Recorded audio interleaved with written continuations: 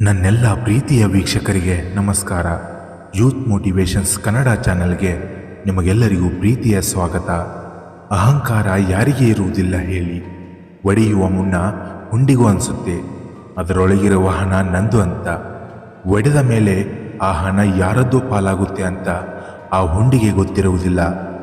ಮನುಷ್ಯ ಹಾಳಾಗುವುದೇ ಈ ಎರಡು ಮಾತುಗಳಿಂದ. ಮೊದಲನೆಯದು, ಬೇರೆಯವರ ಮಾತನ್ನು ಕೇಳುವುದು, ಇನ್ನೊಬ್ಬರ ಮುಂದೆ ಹೇಳಿ ಗೇಲಿ ಮಾಡುವುದು. ಎರಡನೆಯದು, ತನ್ನಷ್ಟಕ್ಕೆ ಸುಮ್ಮನೆ ಇರದೆ ಊರು ಜನರ ಚಿಂತೆ ಮಾಡಿ ತಾನು ಸೊರಗುವುದು. ಈ ಎರಡು ಕಾರಣಗಳಿಂದ ಮನುಷ್ಯ ತನ್ನಷ್ಟಕ್ಕೆ ತಾನೇ ಹಾಳು ಮಾಡಿಕೊಳ್ಳುತ್ತಾನೆ. ಮನುಷ್ಯನ ಜೀವನ ಹೇಗಿರುತ್ತೆ ಅಂದರೆ, ಮೊದಲು ಗಳಿಸುವುದಕ್ಕಾಗಿ ಹೋರಾಟ, ಗಳಿಸಿದ ಮೇಲೆ ಉಳಿಸುವುದಕ್ಕಾಗಿ ಹೋರಾಟ, ಗಳಿಸಿ ಉಳಿಸಿದ ಮೇಲೆ ನೆಮ್ಮದಿಯ ಹುಡುಕಾಟ, ಕೊನೆಗೆ ತಾನು ಗಳಿಸಿದ್ದನ್ನು ಯಾರಿಗೂ ಎಲ್ಲವನ್ನು ಬಿಟ್ಟು ಖಾಲಿ ಕೈಯಲ್ಲಿ 4 ಜನರ ಹೆಗಲ ಮೇಲೆ ಜೀವನದ ಕೊನೆಯ ಓಟವನ್ನು ಸಾಗುವುದು. ನಾವು ಒಬ್ಬರ ಮುಂದೆ ತುಂಬ ತಲೆಬಾಗುತ್ತಿದ್ದೀವಿ ಅಂದರೆ ಅವರಿಗಿಂತಲೂ ನಾವು ಕೀಳು ಮಟ್ಟದವರಲ್ಲ. ಬದಲಾಗಿ ನಮ್ಮ ಆತ್ಮಾಭಿಮಾನಕ್ಕಾಗಿ, ನಮ್ಮ ಆತ್ಮಾಭಿಮಾನಕ್ಕಿಂತ ಅವರ ಮೇಲಿನ ಪ್ರೀತಿ ಅತಿ ಮುಖ್ಯ ಆಗಿರುತ್ತೆ ಅಂತ ಅರ್ಥ ಮಾಡ್ಕೋಬೇಕು. ಮನುಷ್ಯನಲ್ಲಿ ನಾನಾ ರೀತಿಯ ಚಿಂತೆಗಳು ಇರುತ್ತೆ.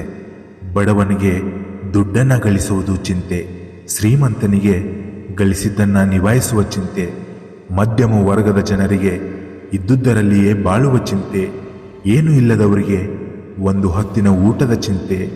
ಒಟ್ಟಿನಲ್ಲಿ ಯಾರನ್ನೂ ಬಿಡುವುದಿಲ್ಲ ಈ ಚಿಂತೆ ಎಂಬ ಮಾರಕ ರೋಗ. ನಮ್ಮ ಜೊತೆಗೆ ಇದ್ದವರೆಲ್ಲ ನಮ್ಮ ಕೈ ಹಿಡಿದು ಮೇಲೆ ಎತ್ತುತ್ತಿದ್ದಾರೆ ಅಂತ ನಾವು ಅಂದುಕೊಂಡ್ರೆ ನಮ್ಮಂತಹ ಮುಟ್ಟಾಳ ಬೇರೆ ಎಲ್ಲೂ ಸಿಗಲ್ಲ. ಒಂದಂತೂ ಸತ್ಯ, ಅವರು ಎತ್ತರವಾಗಿ ಬೆಳೆಯುವುದಕ್ಕೆ ನಮ್ಮನ್ನೇ ಸೂತ್ರವಾಗಿ ಬಳಸಿಕೊಂಡಿರುವುದಂತೂ ನಮಗೆ ಗೊತ್ತಾಗುವುದಿಲ್ಲ. ಹೆಚ್ಚು ಅವಮಾನ ಮಾಡುತ್ತಿರುವವರಿಗೆ ನಿಮ್ಮ ಬೆಲೆ ಸರಿಯಾಗಿ ತಿಳಿಯಬೇಕು ಅಂದರೆ ಈ ಎರಡು ಕೆಲಸ ತಪ್ಪದೆ ಮಾಡಿ. ಈ ಎರಡು ಕೆಲಸವನ್ನು ನೀವು ಮಾಡಿದರೆ ನಿಮ್ಮನ್ನು ಅವಮಾನ ಮಾಡುವವರು ಮತ್ತೆಂದು ನಿಮ್ಮ ತಂಟೆಗೆ ಬರುವುದಿಲ್ಲ.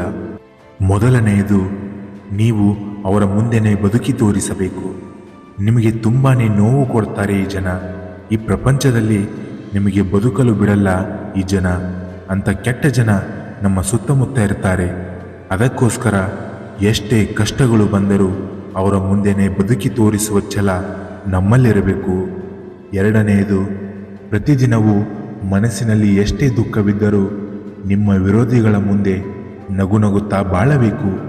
ನಿಮ್ಮ ದುಃಖವನ್ನು ನಿಮ್ಮ ವಿರೋಧಿಗಳಿಗೆ ಹೇಳಿದರೆ ನಿಮ್ಮನ್ನು ಆಡಿಕೊಂಡು ನಗುವವರೇ ಹೆಚ್ಚು.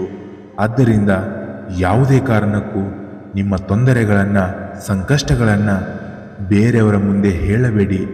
ನಗೆ ಪಾಟಲಿಗೆ ಗುರಿಯಾಗಬೇಡಿ. ಜೀವನದಲ್ಲಿ ನೀವು ಎಷ್ಟೇ ಸರಿ ಇದ್ದರೂ ನೀವು ನೋಡುವವರ ದೃಷ್ಟಿ ಸರಿ ಇಲ್ಲದಿದ್ದರೆ ನೀವು ಮಾಡಿದ್ದು ತಪ್ಪೇ. ಜನ ನಿಮ್ಮನ್ನು ಎಷ್ಟು ತಿಳಿದರೂ ಪರವಾಗಿಲ್ಲ, ಆ ಭಗವಂತ ನಿಮ್ಮನ್ನು ಮೇಲೆತ್ತಲು ಸದಾ ಸಿದ್ಧನಾಗಿರುತ್ತಾನೆ. ನಂಬಿಕೆ ಬೇಕು ಅಷ್ಟೇ. ಮೈ ಡಿಯರ್ ಫ್ರೆಂಡ್ಸ್, ಪ್ರಪಂಚದಲ್ಲಿ ಏನೇ ನಡೆದರೂ ಅದಕ್ಕೊಂದು ಬಲವಾದ ಕಾರಣ ಅಂತ ಇದ್ದೇ ಇರುತ್ತೆ. ಪರಮಾತ್ಮನ ಅನುಮತಿ ಇಲ್ಲದೆ ಒಂದು ಧೂಳಿನ ಕಣವು ಕೂಡ ಅಲುಗಾಡುವುದಕ್ಕೆ ಸಾಧ್ಯವಿಲ್ಲ. ಹೀಗಿರುವಾಗ ನಾವು ಯಾವುದಕ್ಕೂ ಚಿಂತೆ ಮಾಡಿಕೊಂಡು ಬೇಸರ ಪಡ್ಕೊಂಡು ಯಾವತ್ತೂ ಕೊರಗಬಾರದು. ಬಾಗುವುದಾದರೆ ಸಂಬಂಧ ಉಳಿಯುತ್ತೆ ಅನ್ನೋದಾದರೆ ಬಾಗಿಬಿಡು. ಆದರೆ ಪದೇ ಪದೇ ನೀವೇ ಬಾಗುವುದಾದರೆ ಅಂತಹ ಅವಶ್ಯಕತೆ ಇಲ್ಲ. ಬಾಗುವುದನ್ನೇ ಬಿಟ್ಟು ಬಿಡಿ. ಮನುಷ್ಯ ಕಳೆದುಕೊಂಡು ಜಾಗದಲ್ಲಿ ಹುಡುಕಬೇಕು, ಸೋತ ಜಾಗದಲ್ಲೇ ಗೆಲ್ಲಬೇಕು. ಅವಮಾನ ಮಾಡಿದವರಿಂದಲೇ ಪುರಸ್ಕರಿಸಿಕೊಳ್ಳಬೇಕು, ತಿರಸ್ಕಾರ ಮಾಡಿದವರಿಂದಲೇ ಪುರಸ್ಕಾರ ಮಾಡಿಸಿಕೊಳ್ಳಬೇಕು. ಪೂರ್ತಿ ವಿಷಯ ತಿಳಿಯದೆ ಯಾರ ಬಗ್ಗೆಯೂ ಮಾತನಾಡಬೇಡಿ. ಯಾಕಂದರೆ ಅವರ ಪರಿಸ್ಥಿತಿ, ಆ ಸಂದರ್ಭ ಅವರಿಗೆ ಮಾತ್ರ ತಿಳಿದಿರುತ್ತೆ. ಮೋಸ ಮಾಡಿದರು ಎಂದು ದುಃಖಿಸಿ ಕೊರಗಬೇಡಿ. ಮೋಸ ಮಾಡಿದವರಿಗೆ ಮೋಸ ಮಾಡಲು ನಾನು ಯಾರನ್ನಾದರೂ ಮರುಸೃಷ್ಟಿ ಮಾಡಿಯೇ ಮಾಡುತ್ತಾನೆ ಎಂದು ಆ ಭಗವಂತ ಹೇಳಿರುವಾಗ ಚಿಂತೆ ಯಾಕೆ? ಕೊನೆಯದಾಗಿ ನನ್ನೆಲ್ಲ ಪ್ರೀತಿಯ ಬಂಧುಗಳಿಗೆ ಒಂದೇ ಮಾತು ಹೇಳ್ತೀನಿ, ಎಲ್ಲರನ್ನೂ ಖುಷಿಯಾಗಿಡಲು ಸಾಧ್ಯವಿಲ್ಲ. ಅದರ ಬದಲು ನಾವು ಎಲ್ಲರೊಂದಿಗೆ ಖುಷಿಯಾಗಿರಲು ಪ್ರಯತ್ನಿಸೋಣ. ಈ ಜಗತ್ತಿನಲ್ಲಿ ಎಲ್ಲವನ್ನ ಬಿಟ್ಟು ನಾವು ಹೋಗಲೇಬೇಕು. ನಾವು ಬರುವಾಗ ಏನನ್ನೂ ತರುವುದಿಲ್ಲ, ಒಯ್ಯುವಾಗ ಏನನ್ನೂ ಕೊಂಡೊಯ್ಯುವುದಿಲ್ಲ. ಈ ಸತ್ಯವನ್ನು ಅರಿತುಕೊಂಡವನು ಮಾತ್ರ ನಿಜವಾದ ಮನುಷ್ಯನಾಗಿರುತ್ತಾನೆ. ಇನ್ನಷ್ಟು ಹೆಚ್ಚಿನ ಮೋಟಿವೇಶ್ನಲ್ ವಿಡಿಯೋಗಳಿಗಾಗಿ ನಮ್ಮ ಯೂತ್ ಮೋಟಿವೇಶನ್ಸ್ ಕನ್ನಡ ಚಾನೆಲನ್ನು ಲೈಕ್ ಮಾಡಿ, ಸಬ್ಸ್ಕ್ರೈಬ್ ಮಾಡಿ ಹಾಗೂ ಬೆಲ್ ಐಕಾನ್ ಮೇಲೆ ಕ್ಲಿಕ್ ಮಾಡಿ. ಧನ್ಯವಾದಗಳು. ಜೈ ಹಿಂದ್, ಜೈ ಕರ್ನಾಟಕ ಮಾತೆ. ನಾನು ನಿಮ್ಮ ಅಕ್ಷಯ್ ಸೈನಿಂಗ್ ಆಫ್.